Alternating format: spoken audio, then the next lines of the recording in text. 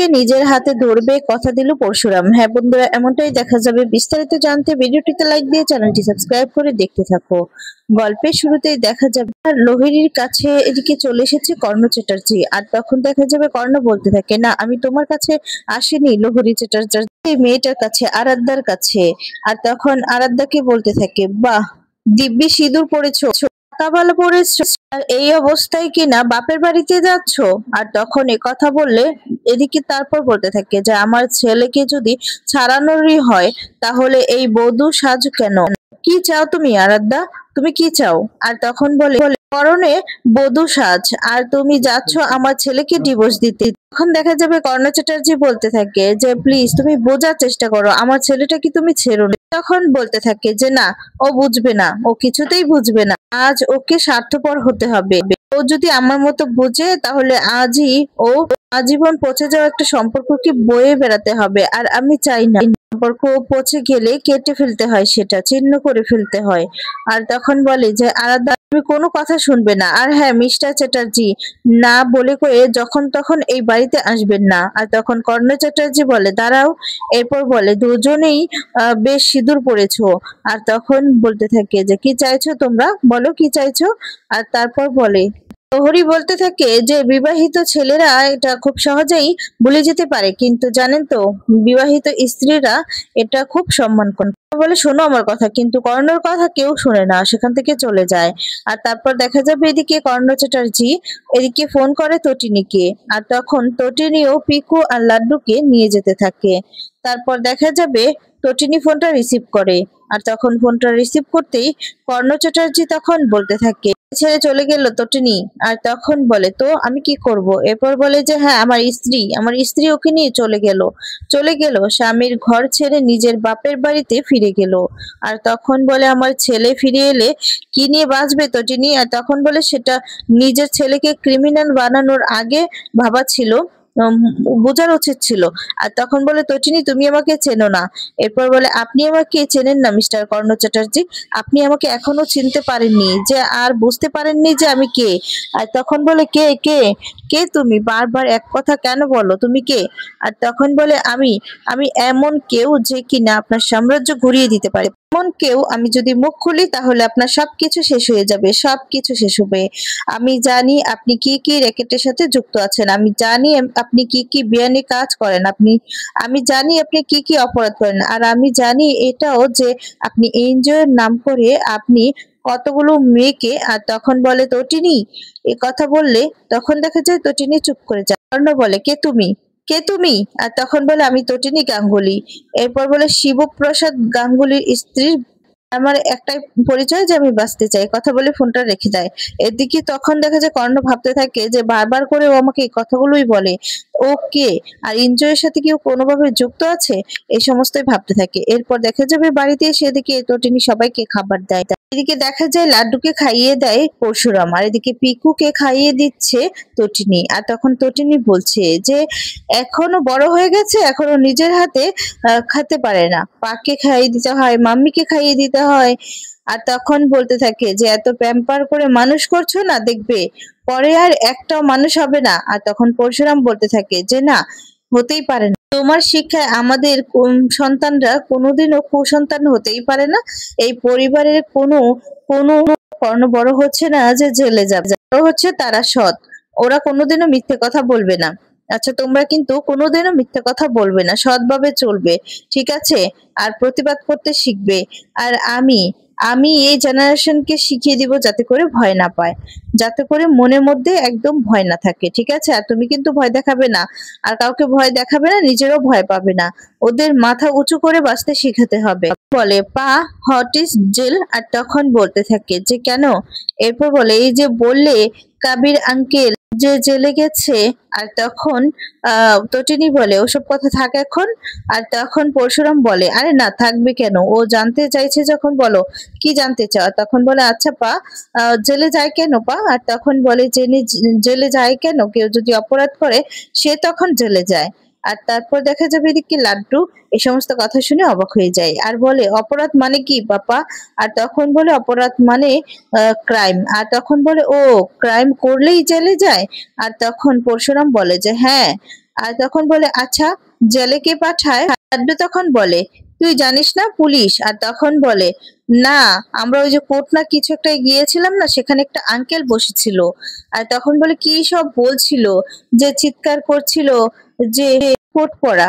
আর তখন পরশুরাম বলতে থাকে যে মা ওনারা উকিল। আর তখন বলে যে ও তাই। আর তখন তটিনী বলে আরে বাবা তুমি ওদেরকে এত কথা বোঝাচ্ছ কেন, বাদ দাও না তুমি। আর তখন বলে যে না না, বাদ দেবো কেন, আচ্ছা বলো তোমরা কি জানতে চাও বলো। আর তখন পিকু বলে যে আচ্ছা পাপা, তার মানে জেল মানে অপরাধ করলেই জেল হয়, তাই তো? আর তখন বলে যে হ্যাঁ। তখন বলে তাহলে যখন সবাই জানে যে অপরাধ করলে পানিশমেন্ট হয়, তাহলে কেন অপরাধ করে, কেন অপরাধ করে? আর তখন দেখে যাবে তাহলে এসব কথা এখন থাক না, এসব তোমরা বড় হলে বুঝতে পারবে, ঠিক আছে, খেয়ে নাও এবার। আর তখন দেখা যায় লাড্ডু বলতে থাকে যে আচ্ছা তোমরা তো বড় হয়ে গিয়েছো, তোমরা বুঝতে পেরেছো। আর তখন এই কথা শুনে অবাক হয়ে লাড্ডুর দিকে তাকিয়ে থাকে। দেখা যাবে পরশুরাম বলে ঠিকই বলেছো বাবা, আমরা বড়রাই বুঝতে পারিনি যে আইন ভাঙলে জেল হতে পারে। দেখা যাবে পরশুরামের একটা ফোন আসে, আর পরশুরাম তখন বলে ফোন এসেছে, আমি রিসিভ করে আসছি, এই বলে সেখান থেকে চলে যায়। যাবে বলরামকে কেউ একজন ফোন করে বলে এনজিও নিয়ে মাথা ঘামাবেন না, তাহলে কিন্তু বড় সর্বনাশ হয়ে যাবে, বিপদে পড়ে যাবেন, আপনার স্ত্রীর লাশ পড়ে যাবে, কথাটা যেন মাথায় থাক। বলে আপনি কে বলছেন? এরপর বলে যা বললাম তা শুনে নিন, আমি কে বলছি সেটা আপনার জানার দরকার নেই। তটিনী গাঙ্গুলিকে থামান, আর আপনিও থামুন, এনজিও নিয়ে ঘাটা মানে চাকে ঢিল মারা, বুঝতে পেরেছেন তো? ফুল ফ্যামিলির লাশ পড়ে থাকবে, তাই বলছি চুপ করে থাকুন। এই বলে ফোনটা কেটে দেয়। অবাক হয়ে যায় পরশুরাম। তটিনী জিজ্ঞেস করে যে কে ফোন করেছে, আর তখন কোনো রকম ভাবে কথা কাটিয়ে নেয় পরশুরাম। তখন বলে তোমার মুখ দেখে বোঝা যাচ্ছে তুমি মিথ্যে কথা বলছো। আর তখন বলে তুমি নিশ্চিত যে হ্যাঁ আমি মিথ্যে কথাই বলছি? বলে আমাকে যে কে ফোন করেছে সেই সত্যিটা আমি তোমাকে কি করে বলি, আমি তোমাকে বড্ড বেশি ভালোবাসি তটিনী, বড্ড বেশি ভালোবাসি। আর তখন এদিকে দেখা যাবে তটিনীও মনে মনে বলতে থাকে আমাদের মধ্যে দূরত্ব হতে দিও না, আমি যে তোমাকে বড্ড ভালোবাসি। দেখা যাবে আরাধ্যা বাড়িতে চলে আসে, আর তখন আরাধ্যার মা দেখে বলে তুমি এই সময় তো তোকে নিয়ে গিয়েছিল। আর তখন বলে তুই কি চলে এলি, তুই চলে এলি। আর তারপর দেখা যাবে আরাধ্যা কাঁদতে থাকে, আরাধ্যা কেঁদে বলতে থাকে আমাকে বাড়িতে চলে আসতে, সম্পর্ক চুকিয়ে দিয়ে। অবাক হয়ে যায় সবাই। আর তারপর এক এক করে সকলেই সেখানে চলে আসে। আয়ুষী তখন বলতে থাকে কি বলছিস কি, তুই সমস্ত সম্পর্ক চুকিয়ে দিয়ে তুই চলে এলি? আর তখন বলে যে হ্যাঁ চলে এলি, এসে ওই বাড়িতে ছিলাম, যাকে ভালোবাসে বিয়ে করেছিলাম এই তো নেই। এখন আরেকজন বলে এই আরাধ্যা তুই তোর শ্বশুর বাড়িতে থাকবি না, তোর শ্বশুর মশাইকে তুই একা রেখে চলে এলি। আর তখন আরেকজন বলে ছোটকা তো তাই চেয়েছে। তখন বলে তুই এখন কি করবি, হ্যাঁ তুই নিজের সিদ্ধান্ত নিয়েছিস তো, তোর বাবার কথায় কিন্তু চলিস না, বুঝতে পারলি তো? তুই তুই নিজের জীবনের সিদ্ধান্ত, তোর নিজের সিদ্ধান্ত নিবি, সেটাই তো। আর তখন দেখা যাবে আয়ুষী বলে কি হলো, চুপ করে আছিস কেন, উত্তর দে। বলে তুই কি তাহলে কাবিরের সাথে কোনো সম্পর্ক রাখবি না, কি হলো চুপ করে আছিস কেন? আর ঠিক তখনই দেখা যাবে সেখানে চলে আসে যাবে। এদিকে আয়ুষীর মা বলতে থাকে কি হয়েছে শুনতে চাও তুমি? বাড়িতে চলে এসেছে, আর তোমার মেয়ে ওদিকে সুখে সংসার করছে স্বামী ছেলে মেয়েকে নিয়ে, তো সংসার করতে পারলো না। আয়ুষী তখন বলতে থাকে তটিনী দিকে কখনোই ক্ষমা করে যাবে বলে তাতে তটিনীর কিছু যায় আসে। এদিকে দেখা যাবে তটিনীর আরেক বোন বলতে থাকে যে আচ্ছা ওরা যদি ভালো থাকে সুখী সংসার করে তাহলে সমস্যাটা কি? বলতে থাকে হ্যাঁ আর আরাধ্যার কি হবে, কি হলো চুপ করে আছো কেন, বলো আরাধ্যার কি হবে? আর তখন দেখা যায় তটিনীর মা বলে আরাধ্যা সকলের বিরুদ্ধে গিয়ে নিজে সিদ্ধান্ত নিয়েছিল যে ও কাবিরকে বিয়ে করবে, যে ওর বাবার ক্ষমতার কর্ণ চ্যাটার্জির ক্ষমতায় কাবিরের কোনো সাজা হবে না, কিন্তু আজ ও ভুল প্রমাণিত হলো। আমি ভূমিকা প্রাচীর সবাই মিলে পই পই করে বারণ করেছিলাম, ওকে কারো কথা শুনেছিল? বলেছিলাম ওকে যে এই বিয়েটা করো না। আর তখন দেখা যাবে আয়ুষী বলতে থাকে প্লিজ কাটা গায়ে নুনে ছিটে দিও না, মেয়েটা সবকিছু ছেড়ে এখানে চলে এসেছে, সবকিছু ছেড়ে একটু বোঝার চেষ্টা করো প্লিজ। নন্দিনী চলে আসে, নন্দিনী এসে বলতে থাকে ওকে ওর ঘরে নিয়ে যায় হয়েছে। আর তখনই দেখা যাবে এদিকে আরাধ্যা বলতে থাকে আরে আসুন অ্যাডভোকেট, আপনাকে না দিদি বলবো না, আপনাকে আজ থেকে বলবো, আপনি তো নামি দামি একজন অ্যাডভোকেট তাই না? করলেন এটা কি করলেন, আজ থেকে দিদি সত্যিই বলবো না, অ্যাডভোকেট বলেই ডাক কোর্টের মধ্যে ভীষণ অচেনা লাগছিল তোকে। কি চুক্তি তোর, কি নিখুঁত বিশ্লেষণ। বলে দুধে ধোয়া উকিল। আর তখন বলতে থাকে যে কাবিরকে জেলে পাঠিয়ে দিলি। এর মধ্যেই তোর বোন ছিল, তার কথা তোর একবারও মনে পড়েনি, একবারও মনে এলো না না? আর তখন বলে যখন আমি কোর্টে ছিলাম আমার সামনে যেই লোকটা দাঁড়িয়েছিল সে একজন ক্রিমিনাল, সে একজন দোষী। আমি তোকে বলে দিচ্ছি ওই ক্রাইমের সূত্র ধরে আমি কিন্তু কর্ণ চ্যাটার্জিকে। আর তখনই দেখা যাবে সেখানে চলে আসে বাবিল। বাবিল তখন বলতে থাকে কিচ্ছু করতে পারবি না, কিছু করতে পারবি না কর্ণ চ্যাটার্জিকে, ওনাকে তুই স্পর্শও করতে পারবি না। আমার শুধু একটা জিনিসই খারাপ লাগছে, আজ থেকে একটা মেয়ে মেয়ে চোখ বাড়িতে চোখের জল ফেলবে, ওর খারাপ লাগবে আর ও কষ্ট পাবে। বলতে থাকে যে আমি একটা ফোন করছি। আর তখন আরেকজন বলছে কাকে ফোন করছিস? এরপর বলে যাকে ফোন করা উচিত তাকেই ফোন করতে। এদিকে দেখা যাবে পরশুরাম আর তটিনী পিকু আর লাড্ডুকে ঘুম পাড়ায়। পিকু মোবাইল দেখতে থাকে আর বলে এখন মোবাইলটা রাখো, ঠিক আছে এখন ঘুমাও। আর তারপর দেখা যাচ্ছে এখন আর মোবাইল দেখা হবে না, পরশুরাম বলছে মেমোরি গেম খেলা হবে। আর তখন বলে মেমোরি গেম, সেটা আবার কি? আর তখন বলে সেটা হচ্ছে কান্ট্রির নাম বলবো, তারপর তুমি একটা কান্ট্রির নাম বলবে, এরপর তোমার মাম্মি কান্ট্রির নাম বলবে, এই সমস্ত বলতে থাকে। আর তখন বলে দারুণ। আর তারপর দেখা যাবে যে বলতে থাকে যে পিকু আমার কান্ট্রির নাম বলবে, তারপর তোমার কান্ট্রির নাম বলবে, এরপর পিকু নিজে একটা কান্ট্রির নাম বলবে, আর মাম্মি তো আমার কান্ট্রির নামটা বলবে, ঠিক আছে তোমারটাও বলবে, পিকুরটাও বলবে, কন্টিনিউ হতে থাকবে। আর তখন বলে তাহলে বলছি আমি শুরু করি। আর তখন বলে ইন্ডিয়া, এরপর লাড্ডু বলে ইন্ডিয়া আর্জেন্টিনা। তখন দেখা যায় এদিকে পিকু বলতে থাকে যে ইন্ডিয়া আর্জেন্টিনা আর ইউএসএ। আর তারপর দেখা যাবে তটিনী বলতে থাকে যে ইন্ডিয়া ইউএসএ আর্জেন্টিনা। ফোনে ফোন এসেছে আর তখন বলে আরে বাবা কে আবার ফোন করলো, এই বলে ফোনটা রিসিভ করে। আর যখন ফোনটা রিসিভ করে ওপাশ থেকে আয়ুষী তখন বলে একটা সুখবর দিতে ফোন করলাম, আরাধ্যা ফিরে এসেছে।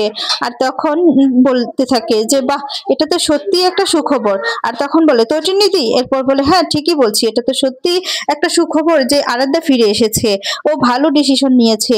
অবশ্য ডিসিশনটা ওর নয়, ডিসিশনটা হলো ছোটকার জিৎ মুখার্জি, এটাও আমি জানি।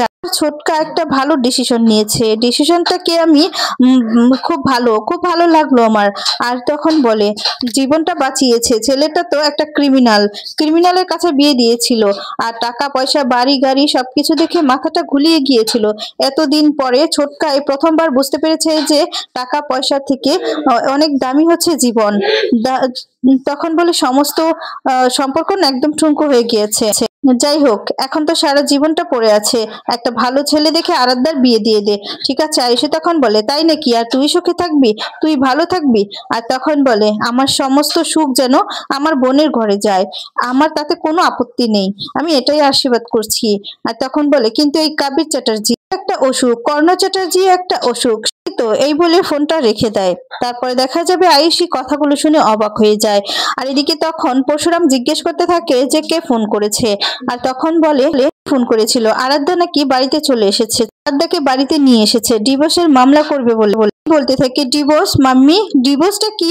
আর তখন দেখা যায় তখন বলে পিকু ওসব কিছু না, তোমাকে এখন মাথা ঘামাতে হবে না, হ্যাঁ? আর তখন পিকু বলে ও পা তুমি বলো না। আর তারপর বলতে থাকে এখন না মাম্মি বলছে না। এরপর বলে ডিভোর্স হচ্ছে একটা বর আর বউ যখন আলাদা হয়ে যায় তাদের মধ্যে একটা ঝামেলা সৃষ্টি হয়। আর তখন বলতে থাকে যে আচ্ছা পা তোমরা কখনো ঝামেলা করবে না তো, তোমরা কখনো আলাদা হবে না তো, ডিভোর্স করবে না তো? আর তখনই বলতে থাকে দূর পাগলি, আমি তো খুব ভালোবাসি আমার পরিবারকে। আর তখন লাড্ডু বলে তুই একবার ভাব কখনো কি সম্ভব? সেটা তো তখন পিকু বলে সেটা তো আমি জানি, পা মাম্মিকে খুব ভালোবাসে আর মাম্মিও পাকে খুব ভালোবাসে, তারা দুজন আলাদা হতেই পারে না কি, তাই তো? আর তখনই লাড্ডু লাভ রিয়েট দেখায়। আর তখন বলতে থাকে খুব দুষ্ট হয়ে গিয়েছো তাই না, এই বলে মজা করতে থাকে। তারপর দেখা যাবে চ্যাটার্জি তটিনীর কাছে আসে। তটিনী তখন বলে আমি বারবার বলছি আপনি এক্ষুনি এখান থেকে চলে যান। আর তখন বলে কি করে যাব, এখানে যে তটিনী গাঙ্গুলির নাম লেখা আছে তার মানে তটিনী গাঙ্গুলি সমস্ত কিছু জানে, তাই তো? তটিনী গাঙ্গুলি জানে যে আমার ব্যবসার আড়ালে কি কি হয়। তটিনী গাঙ্গুলি জানে যে এনজিওর আড়ালে কি কি হয়। আর তখন সবটা শুনে অবাক হয়ে যায়। এরপর দেখা যাবে এদিকে পরশুরাম বলরামকে ফোন করে বলছে আজ এনজিওতে রেক করবো। আর তখন বলরাম বলছে কি এরপর বলে যে হ্যাঁ বলরাম প্রত্যেকটা ডকুমেন্টস আমার চাই, প্রত্যেকটা মেয়েকে ওখানকার প্রত্যেক স্টাফকে যারা যারা আছে ডিপার্টমেন্টে সবাইকে তুলে নিয়ে আয়। আর তখন দেখা যায় তটিনীর কথাও বলে। অবাক